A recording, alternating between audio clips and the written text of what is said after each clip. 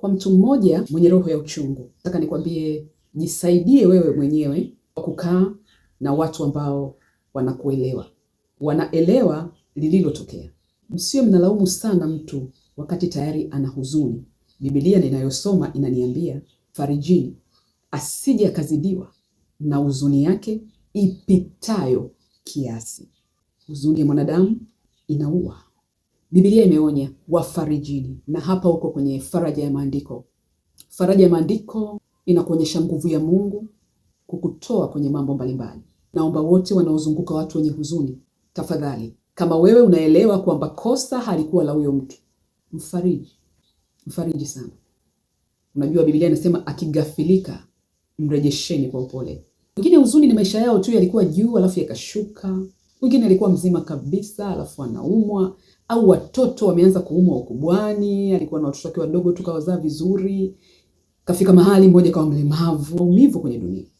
Kwa hiyo watu wenye huzuni aina hiyo, tafadhali wafarijini. Kama huelewi, usizidishe chumvi, maana hili tatizo lipo sana kwa ndugu. Watu wanaweza kumuua ndugu yao ni ndugu, wakiamua kutokumuelewa, wakiamua kumlaumu. Wewe kuwa mfariji wa wenye huzuni. Sio rahisi, mtu alikuwa na uwezo wake, alafu ghafla maisha yamechange, ameanza kuombaomba na kukopa anashindwa kurudisha. Msifikirie ndani yake huzuniki, anahuzunika sana.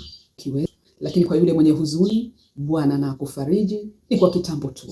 Anajua unalopitia na Mungu anajua kilichotokea.